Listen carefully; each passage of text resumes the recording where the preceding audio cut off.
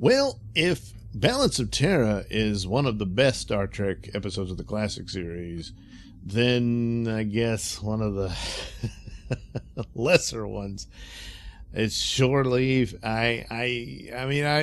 There's funny things in it. There's memorable things in it. And conceptually, it's not bad. It's this, the planet that turns out to be this super high-tech alien, theme park. And so the premise is the crew is very tired, and I don't know what sequence. Again, it becomes obvious certainly early on, that the shows were shot in different sequence than they appear. But it certainly follows Balance of Terra that they're all worn out and tired, and they keep talking about everything we've been through and all this type of stuff, and they really need rest. And they come upon this planet they're supposed to explore and whatnot, and they start noticing strange things. First of all, Dr. McCoy sees the rabbit from Alice in Wonderland appear and disappear, and then Alice herself says, "Hey, where'd the rabbit go?" And he points, and then he's like, "What the hell's going on? I'm having a mental breakdown. Maybe I'm overworked and whatnot." And then a pistol shows up, and Sulu just starts shooting it. And what it is. The planet is responding to their thoughts, whatever it is they happen to be thinking about, and then it creates these things.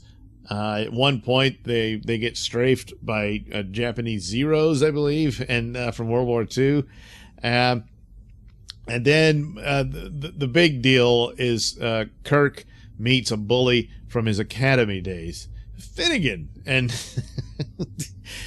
and even though he gets lost in it, and it's a bit unbelievable that he gets that lost in this and chases this guy around, even after the point where McCoy seemingly gets killed. He and this sexy officer, she takes her clothes off to put on her princess outfit that appeared out of nowhere.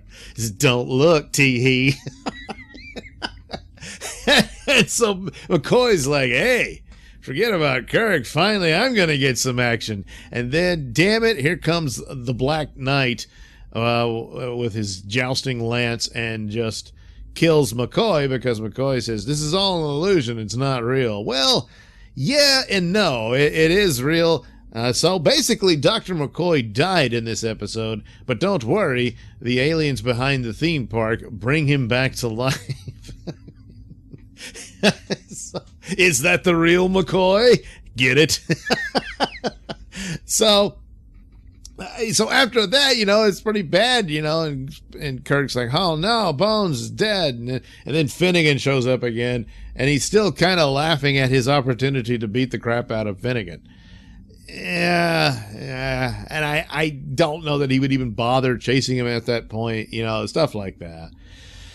But he does, and I guess you could chalk it up to he's not thinking clearly. He's already overworked and tired, and now this happens and all that. Plus he meets an old girlfriend, and he pretty much just accepts it. "How can this be? I don't understand." And then of course, he's Kirk, so he makes out with her. But eventually they figure it out. Spock pretty much does. They have some fights with the samurai and whatnot, and get chased around at the very site where Kirk battled the lizard, but you're not supposed to notice that. And all that stuff. But eventually they find out, and then this guy in a muumuu shows up and says, "Hey guys, we just now figured out, despite our superior intellect and technology, that you don't understand what's going on here." Couldn't you have left some brochures laying around explaining? So anyway, he takes it all as a joke, and it's okay because McCoy shows up with some Vegas showgirls, and which his new girlfriend is jealous of, and I guess that's probably where he screwed up, and we never see her again, so that didn't work out. But anyway, that's pretty much it. And then after all that somewhat torture, the guy says, "Hey, you know what? On the house, why don't you beam your crew down and have some fun?" So So, of course, Kirk says, yeah, why not? Would you really trust this guy? You know, it would have been funny if that was Ricardo Montalban as Mr. Rourke, because it's Fantasy Planet now.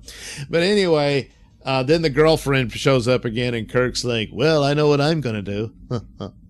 So, yeah, Kirk goes and, I don't know, bangs an android, I guess. I don't know. But it's Kirk. Of course he did. So there they go. And then they have a fake laugh at the end as they leave because Spock doesn't understand rest and relaxation or something. Anyway, yeah, it just wasn't one of the best ones.